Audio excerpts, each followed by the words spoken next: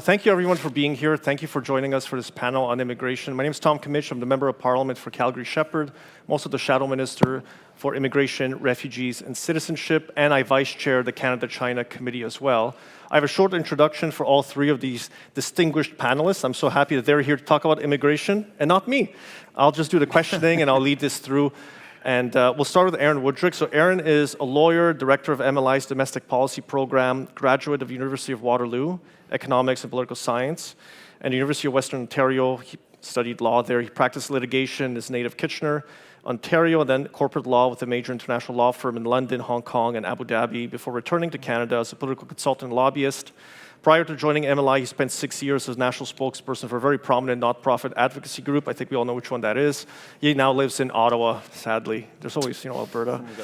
Éric Duhaime was born in Montreal, spent his childhood in Laval. He holds a bachelor's degree in political science from the University of Montreal and master's degree in public administration from the ENAP. He's held various political positions, including advisor to the leader of the Bloc Québécois between 1993 and 1999. He was advisor to the leader of the official opposition in the House of Commons from 2000 to 2002. That was not the Bloc. And he was advisor to the leader of the Action démocratique du Québec, the ADQ, from 2003 to 2005, and later advisor to the leader of the official opposition in the Assemblée nationale from 2007 to 2008. In April 2021, he became the leader of the Conservative Party of Quebec, and then that party went from 1% to 13% in the polls now. The last person I want to introduce is a Calgarian. At least we have another one here on the panel. So Rahim Mohammed is a weekly political columnist with the National Post covering intercultural relations, diaspora politics, and other topics relating to Canadian multiculturalism. A number of his recent columns have documented the troubling rise of anti-Semitism across the country since the October 7 terror attack in southern Israel. And like I said, he's based in Calgary. If you haven't read his works, you really should read Rahim. It's a treat. So thank you, the three of you, for being here with me. As we talked about behind stage, I was going to ask you kind of an open-ended, broad question. It's a question I hear very often, both from journalists asking me this, from would-be politicians, and from like rank-and-file Canadians who are inundating my inbox. Is Canada's immigration system broken? And we're going to start with the Calgarian, and we'll go Aaron and then Éric. So first off, I want to address the elephant in the room. I was a last-minute replacement for Sean Speer. I apologize for not having that dulcet, Thunder Bay baritone, but just deal with my shrill Calgarian, whatever you're going to call it. But I would say it is, and I would say it is, but not for the reasons that have been discussed in mainstream media. I think we're hiding behind this housing issue. Because it gives us an opportunity to elide some of the deeper issues. I think there are tensions in Canadian cultural pluralism that have come to the fore, in particular after October 7th, that we can't ignore. I don't think it's normal to have protesters yell at children who are lined up with Santa Claus, to chant "Jesus was a Palestinian," at kids who are lined up with a mall Santa. It's not normal to see Jewish schools with bullet holes in them, to see the types of vandalism that we've seen at places like synagogues, and even social institutions that have nothing to do with religion but just happen to have a Jewish name. Cedar Sinai Hospital, for instance, in Toronto. So immigration's broken, and I think the easy answer is to look at housing and there's nowhere to put them all. But I think we really need to be asking a more foundational set of questions, particularly following October 7th, which I hope was a wake-up call for a lot of us. Aaron, is it broken? Yes, it is. And I think if we actually had the rules followed the way they're meant to be followed, I mean, the biggest problem with our immigration numbers right now is the loophole that is the student stream. I mean, this is a loophole that has been widely acknowledged. Even the Liberal government has belatedly addressed this. If you get that under control, you actually solve a large part of the numbers problem. There is a different problem which you've identified, Rahim, and you're absolutely right that I think the housing issue for most Canadians is the bread and butter concern. But there is a much deeper concern. It is not just the rate of immigration. There are legitimate questions about how did we arrive at a situation where we're seeing the kind of hate in our streets that I think most Canadians did not expect. And that is new. That was not always here. So that is a much thornier question than just numbers. If anything, the numbers question is the easier thing to address. This other one is much more difficult. Eric? Well, obviously it's broken, and they raised good points, but from a Quebec perspective, historically we've always been very cautious to make sure that we have as much francophones as possible. But nowadays, as Rahim pointed out, it's not just the language issue. It's the fact that they're not Canadian. They don't even define themselves as Canadians, and even after a generation or two, and that should be even more concerning than just the language barrier. And it's, and at the end of the day, what we see is those people yelling at us and saying, "You Canadians," like, what do you mean, you Canadians? Where are you born? I mean, it's something that we should be very concerned about. When Quebec was raising those issues a decade or two ago, we would be called intolerant, racist, or whatever, call it as you like. And but nowadays, I hear more and more the same kind of remarks in English Canada, and it has nothing to do with the language barrier. And so we have to be very cautious. We have a government that is out of control on immigration. I mean, we have to say it. It's the most irresponsible government we've ever seen. We're seeing in Quebec, we see it also much more maybe than elsewhere in Canada, because 50% of those coming illegally or legally to become refugees come to Quebec. And we have a much higher percentage of those people coming in Quebec right now than anywhere else in Canada. And that's creating huge tensions. And if we want to have a policy of immigration that is accepted and is good policy, you need to make sure that the strong majority of the population is supporting it, because you don't want to raise tensions between communities. That's not Canada. That's not the community we want to live in. And unfortunately, right now, because the Liberals are spreading that and it's out of control, we're creating new tensions between the newcomers and those who are already here. And that's very, very bad for the future. And that's why we should fight against the Liberal policies right now. So that deserves applause. That kind of begs the question then, what should immigration be about? Like, what would be the purpose? What's the goal? What's the target? The Liberals chase numbers, and they seem to be, just like on everything else that they do, once they achieve a certain number, they say, mission accomplished, they raise a banner, just like on spending. They don't actually follow through on any of the programs they're attempting to deliver on. It's sort of immigration. The permanent numbers, they kind of wanted to raise it to 500,000. That's just permanent immigration. That doesn't talk about all the people coming into Canada as temporary residents. They're working, they're studying, they're coming here on the provincial nominee programs. So what should be the purpose of a Canadian immigration system? What's the purpose? What's the goal? What's the target? Let's start with Aaron, then Eric, and then Rahim. I guess maybe the benefit of having the announcement as a deliverable is that if you're a government like this one that loves, they consider in a lot of cases the announcement delivers. So you announce the target, you announce the number, and you don't have to worry about the details after the fact. What is the purpose of immigration? I think first and foremost, with the exception of humanitarian obligations, immigration has to be built to serve the country and Canadians who are already here. That has to be the prerequisite to whatever policy that we shape. Beyond that, I think the purpose of people coming to this country is that we want to welcome people here who want to join our national project, right? Every country is a different project. We have similar values to other countries in the sort of Western family of nations, but every country is a slightly different project, and we want people who want to come here and want to be a part of that project. It doesn't mean they have to drop, all their language and culture and history, but there's an expectation, I think there should be an expectation, that when you're joining a country, it's primarily you joining the team. And I think, words like assimilation have become dirty in recent years, so pick your words, say integration. I think an expectation and an immigration strategy that emphasizes that, we're prepared to welcome you here, but you're really participating and you're willing to join a project that is Canada. Eric? Canada is diverse, is very large, a very large country. It's the richness of our country, the diversity of it all, and our immigration policy cannot be a one-size-fits-all. One part of the country is booming economically. There's a need for immigration. There's a housing problem elsewhere in Canada. There's the linguistic difference in Quebec. That's why we do believe that it should be much more decentralized and provinces should have more word to say. In Quebec, we signed 2 agreements with the federal government in the past to have more control over our immigration. And I think that's the strength of Canada, is the fact that we can be decentralized. We're a federation. We're not a unitarian state. We often forget.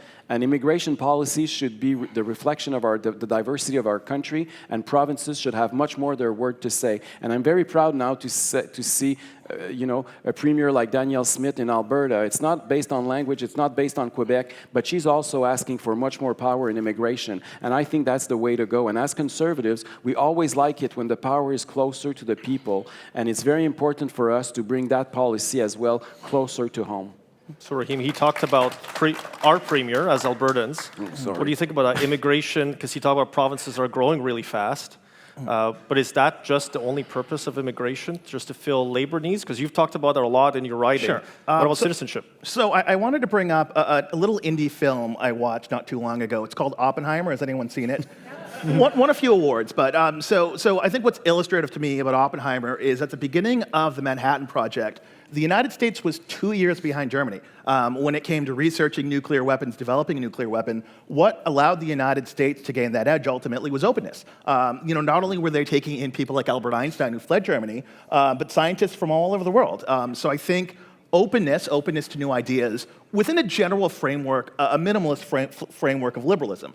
Protection of individual rights, protection of property rights, mutual recognition, civility. I think openness will lead to flourishing, will lead to better ideas, it will lead to progress. So I would say the purpose of immigration is to create an open, flourishing society where we have cultural progress, technological progress, and the like. And I think open societies, historically, have been societies that flourish. So I think keeping in mind, and I think, unfortunately, Prime Minister Trudeau has ruined the phrase diversity as our strength. I think to a certain point, the diversity of ideas, the diversity of intellectual traditions, again, within some sort of minimalist liberal framework where we respect individual rights, we respect property, we respect your freedom to worship. I really do think that's a path still to a flourishing society. Okay.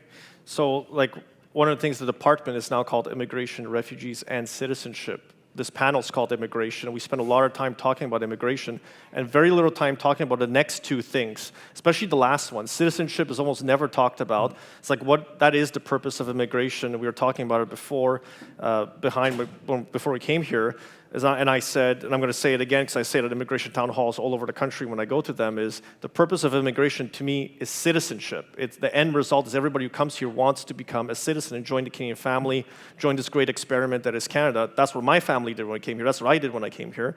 But Eric, I know it's a big issue in Quebec, cultural integration, adoption of the language. It's an issue in all the provinces because we've all a bit touched on it. Rahim probably more than others, is what does it mean to be Canadian? What does it mean to join the family? So citizenship, what more could we be doing? In Quebec, we had a very controversial debate and even a bill adopted that was very controversial on the identity and the testing our immigrants to make sure that they share a certain amount of values. I don't know if it's the test that is the best way to do it, but there needs to be a filter, obviously, because we were seeing that what's going on right now. And even people who were protesting the bill a few years ago, after what happened in October, now they're kind of changing their mind and they're saying, well, maybe we should do something and there's something that needs to be done.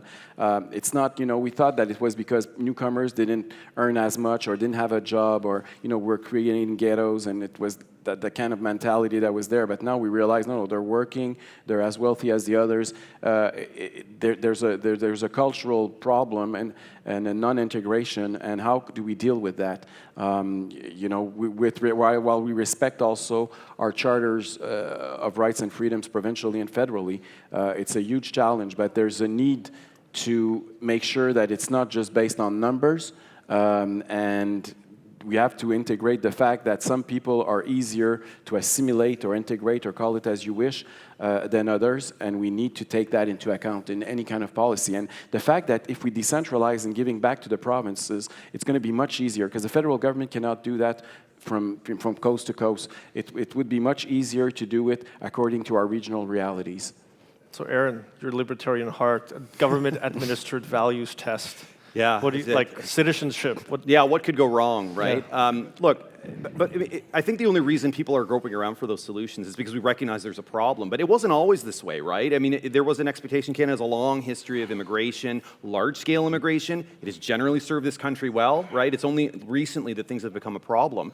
And for a long time, most people who came to this country thought nothing of integrating, assimilating, and becoming citizens. And I come back to that word that you mentioned off the top. We don't talk as much about citizenship as we do about immigration. And I think citizenship implies something more permanent, more meaningful, less transactional than just, for a lot of people, immigration has become a purely economic exercise where we don't have enough people for this, so we're going to import temporary labor, and that has other, I would argue, negative economic consequences. So I do think emphasizing the citizenship aspect of immigration is something that we've been lacking, and frankly, a lot of the times it's government getting out of the way. If we had a government that didn't bombard us with messages about how Canada is a shameful, racist, colonialist country, perhaps more people who come here, and frankly, a lot of immigrants who come here are shocked to hear that type of language describing Canada because they say, do you know where I come from and what our track record is?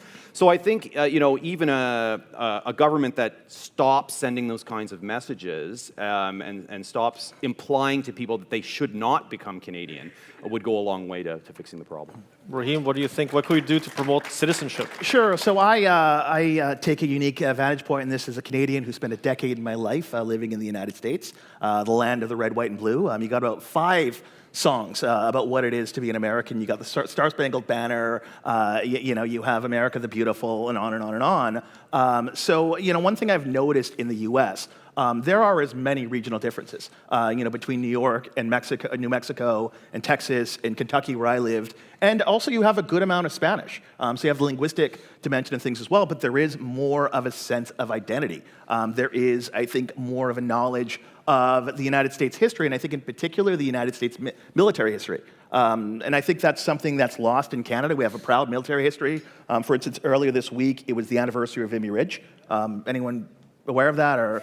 Yeah, so you look at things like Vimy Ridge, you look at Canada's contributions on Juno Beach and D-Day. I think as we get further and further away from those historical junctures, we obviously are losing living memory, people who were veterans in World War II, people who were alive for those historical junctures. But I think we also lose a collective sense of identity if we let those historical junctures fall by the wayside. I think those are really something we can each,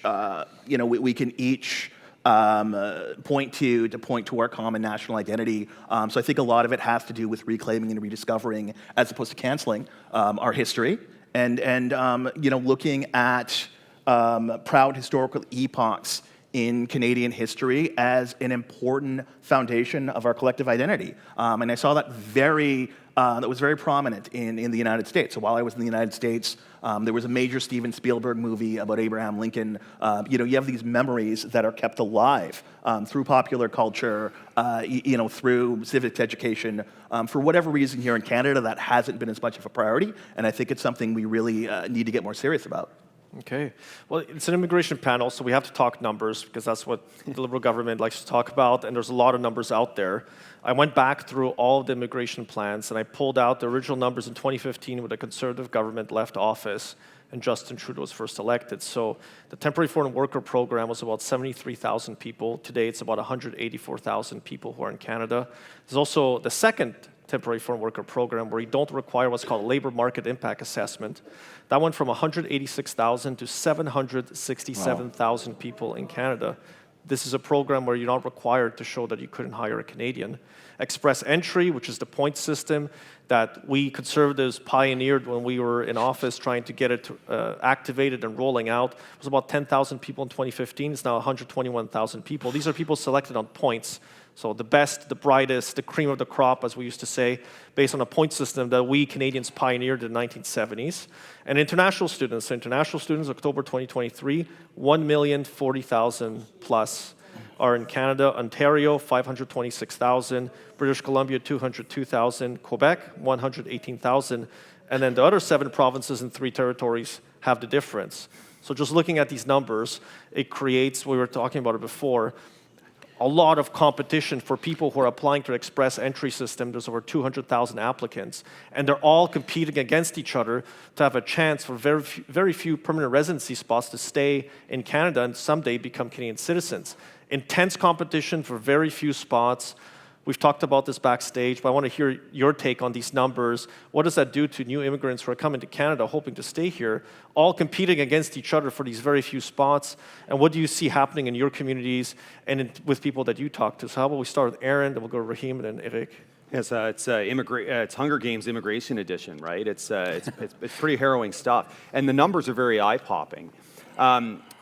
Look, the government has belatedly recognized some of the problem, especially on the student stream. But I want to be clear about this. I think immigration numbers need to go down significantly, at least on a temporary basis. But there are going to be trade-offs involved here, right? We've already seen it with the universities and colleges. For a long time, policymakers in this country were happy to freeze tuition rates, tell universities and colleges, find out where you can make up the difference. Aha, we can charge international students whatever we want. That became the business model. They view international students as a cash cow, and now they've been caught with their pants down because that was the way they were counting on money. So, that is a problem. Similarly, when it comes to temporary labor, a lot of businesses in this country have a difficult time filling low-wage work, and the solution has been to import cheap labor. Well, guess what's going to happen when we cut that off? You're going to find you're going to have to pay $30 an hour to hire people at Tim Hortons. What do you think that's going to do to the cost of your coffee? So there are trade-offs involved here, and I still believe that the housing issue is so big and so significant, we have to accept some of that. That's just the price that we're going to pay. But there's not a magic bullet where we're just going to cut the numbers and suddenly all these problems are going to go away. There are trade-offs involved. So jumping in on Aaron's point about low-wage employment, I really worry about the ramifications of that for young Canadians, your 15 to 24-year-olds. When I think about myself, I'm a 37-year-old man. My shitty minimum wage job at Wendy's probably did as much to make me the person I am today, that I had at 16 years old, as my college education did. I mean, because it was how I learned, show up on time, get a paycheck, how to work hard. And I worry, particularly after all of the developmental consequences that we've seen through COVID. Kids not being in a physical classroom for the better part of 2 years. I worry kids are not getting that rite of passage. The shitty job at McDonald's, at Tim Hortons, at the golf course. That might have sucked, but looking back, it was so formative in making me who I am today. So I worry about the ramifications of not having that sort of rite of passage into becoming an adult, and those types of occupations being filled by cheap temporary foreign workers. And I worry that we're going to get even further developmental delays. And if you look at all of the indications, your preteens, your teenagers, the kids right now are not all right. If you look at mental health indicators, if you look at even their skills in the classroom, so I really worry about we're taking yet another avenue toward development away from them. So you hear here first, if you want to become a columnist or a writer as well known as you or Rahim, Wendy's. Oh, yeah. People should apply to Honestly, Wendy's, get a job, and then they can learn how And to if write. you have a 15, 16-year-old child, I think a job at Wendy's will do as well for their development as any kind of coding boot camp or any kind of summer school of music. I can guarantee that to you. Eric? I'm going to talk as a politician who's been campaigning for too long, and because it's a sociological test that is very important and interesting, because you meet all sorts of people every day, like a few hundred every day for months. And what you see when you talk about immigration, you see all the businesses that you're visiting, they're all talking to you about the shortage of manpower and how much immigration they would like to have more immigrants coming in, all the problems they have with the bureaucracy because of the overlap, the provincial and the federal government and all sorts of things, and people they need to pay to have those newcomers working for them. And then you meet some people who are at the other end of the spectrum and who are usually unwealthy, who are, low education and tough conditions, but hard workers. And they see the immigrants as competition. They see them as competing for their housing, for their rent. The business person doesn't compete with them because they already have their mansions. And then you see the schools, the kindergartens, the healthcare system. They see the immigrants as competing with them especially when there's public monopolies like there is in Canada for public services. So they see the other end of, and their jobs also. The immigrants are usually more looking for their jobs than the boss's job. And so there's a huge clash. And it's not because those people are racist and uneducated. It's because their economic reality is different. And we have to take that into account. It's easy for the entrepreneur to say, I want more, and they never have enough, and they want a few million more people coming in Canada because for their business it's good, and for the economy of Canada it's good. But we also have to look at it from the perspective of the guy who's working at the minimum wage and who's living and who is having a hard time to pay his rent and pay the grocery for his family right now. And it's a very, very different perspective. And when you're in politics, I think that's why you become a little bit more moderate on those issues, because they're both right. And it's very, very tough to pick a side, but you have to balance that, and that's why we need to find an equilibrium. We cannot do like Trudeau's doing right now and go all in on one side. It doesn't work. So we talked about healthcare, access, usage of services a little bit, housing. All of you have mentioned jobs, low-skilled jobs that Canadians, people already here, permanent residents, and others who are competing for the same types. But what metrics should we be using to settle what our immigration targets should be, or goals, or purpose? So metrics question. We also use a point system. Like Canada developed a point system back in the 1970s. For a very long time, that was part of our narrative. We would say, Canada brings in the best, the brightest, the most capable, the most flexible, the most entrepreneurial. That was part of the narrative of immigration in Canada. And that's partially like my family, one of the ones that came here to Canada. But that's a story all of us could talk about in our families with our spouses as well, who came here because they wanted to do something, be someone, achieve something. So on those, like, what should metrics be used? In the point system specifically, this 1,200 points hasn't been reviewed since about 2011, 2012. What would you do if you could go and prioritize certain types of immigration over others, or certain skill sets over others, or knowledge over others? What would it be? How would you do it? What would you look at first? Let's start with Eric, and then we'll go to Rahim and Aaron last. Well, we already have quotas, but nowadays there's so many temporary immigrants coming in that the old quotas that we have don't mean anything anymore, because the people don't come primarily from those files. And so when it's the foreign students are not included, the refugees are not included, the temporary workers are not included in those figures. So it's very, very tough to control your immigration. And that's why, I'm going to give the Quebec example again, sorry for that, but that's the one I know the most. We have a system where there's 50,000 per year, for example. Well, currently there's 150 coming in, even if our quota is 50,000, because all the other people are coming from other files. And so the old system is broken. There's nothing working anymore, because and even if you control 1/3, it's obviously you understand that it doesn't change much at the end of the day. So the first step is to make sure that provinces have their word to say, and that, again, I'm coming back to what I said earlier, to make sure that we include also those who are not part of the traditional system.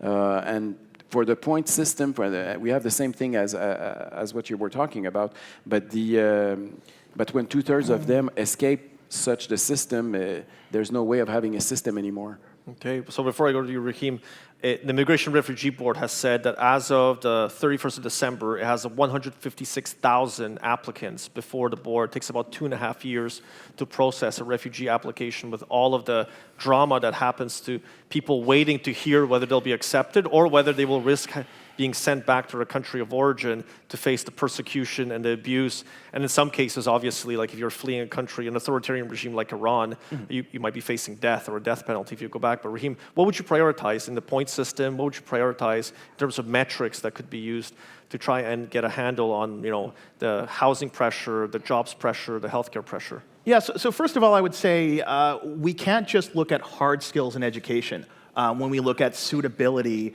to settle in Canada. So I'll give you an example of an individual I've written about and exposed. The gentleman's name is Maher Arar. He has 2 PhDs, I believe in engineering and computer science. One of the most vile human beings from his Twitter presence I've ever seen. So I don't think formal education is necessarily the best indicator of who's going to integrate in Canada. I think a values test obviously is a very difficult thing to put into place, but something that can be a proxy is, are we seeing private sponsorship? Is there a church? that someone can join from Lebanon, from Syria, from wherever they're coming in? Are they going to have a network of people here in Canada that are going to help them integrate? So I would say in terms of metrics, we have maybe been too narrowly focused on hard skills. I don't care how many degrees you have. If you're someone who says it's okay to bring swastikas to an anti-Israel rally, if you're someone who says, the La Presse cartoon of Netanyahu wasn't anti-Semitic, I don't want you in Canada. So I think, yeah. So I think we need to answer your question, have metrics that go beyond, just your formal education, just your technical skill set, but also, are your values, as far as we can tell from these sorts of proxies, are they likely to allow you to integrate to Canadian society? Aaron? I think we already have the elements of what could be a successful framework for immigrants in place. It's just that we have not enforced it, and we have allowed things like the student stream to be exploited as loopholes. So if you, first of all, clamp down on that stream, which governments are doing belatedly, thankfully, in a way which a year ago, if conservatives proposed it, would have been called racist. But they're doing it, so that's a good thing. That's going to take a while to see the benefits manifest. I think the point system generally, as you say, Canada pioneered, is generally viewed well around the world. And for the bulk of our immigrants, who we hope to become citizens, I think that system works well. You might want to tweak what constitutes, what point values are assigned, what the limits are on that. I totally agree with Rahim that sponsorship is an important element, especially for the humanitarian element, because there is one. I mean, look, if we took everyone who was worthy, if we let everyone who was worthy come into this country, we'd be looking at hundreds of millions of people, right? Charity starts at home, and I think a lot of Canadians, while we want to be compassionate and do our part, a lot of families, wouldn't give all their money away to charity if they couldn't feed their own kids first, right? And so I think that's the attitude when it comes to the humanitarian element of migration. And I think private sponsorships, all the evidence suggests that they're far more successful than government sponsored. There's investment from individuals, there's investment from the community. That's actually the path to ensuring the type of integration and citizenship we want. So I got less than 5 minutes. I thought we'd wrap up and do some final thoughts. Anything that's on your heart that you want to share, we'll go Rahim, Aaron, Eric, because we've got to end, bicultural nation, binational, two founding peoples, and as well as Indigenous people who contributed here. But Rahim, go. Anything we didn't cover? So one of the things I'm most proud of, looking at my family history, is that my parents were part of the first wave of South Asian refugees to come to Canada en masse. So my parents were part of some 80,000 Asians who were expelled from Uganda in 1971. About 8,000 made it here to Canada. By and large, the community has done exceptionally well. So that's always something I've been personally proud of. But I do think we're seeing multiple waves. And it's not everybody, but there is a distinct shift in values, in whether you feel grateful to be here, whether you feel entitled, between sort of that wave and waves we've seen subsequently. And it's certainly not everyone, but we do need to call out when we have sort of visibly immigrant crowds engaging in the sorts of social unrest and malfeasance that we've seen since October the 7th, and it shouldn't be politically incorrect or taboo to call this sort of thing out. I have to echo Rahim on that first. Our friends on the left often like to say tolerance doesn't mean you tolerate intolerance, and I think that's absolutely true of the type of hate that we're seeing post-October 7th. So we should not be shy about saying that. I did want to give kudos to Mr. Poilievre as well, because I think he has found a way to address the immigration issue. He's acknowledged the problem. He suggested things like, tying the rate of immigration to housing starts, which I think is a reasonable proposition. And he's also, I think, resisted any call to blame immigrants themselves. A lot of these folks are victims themselves. They are students who've been sold a bill of goods. They're told they're going to come to Canada and get, everything, and then they get here and they're basically exploited. So they are as much victims in this. And we do have to reduce immigration over time, and he's right to say that. But we should resist this temptation, as we've seen in some other places, to blame them, because in many cases they too are the victims here. Absolutely. Well, the first thing that I like about what we're seeing now is we're talking about the immigration crisis now in Canada, but it's not the immigration crisis is one of the symptoms, but like the housing crisis, like the economic crisis, but the real problem is that we have a political leadership crisis in this country, deep political crisis. And this is just one proof of that lack of leadership right now.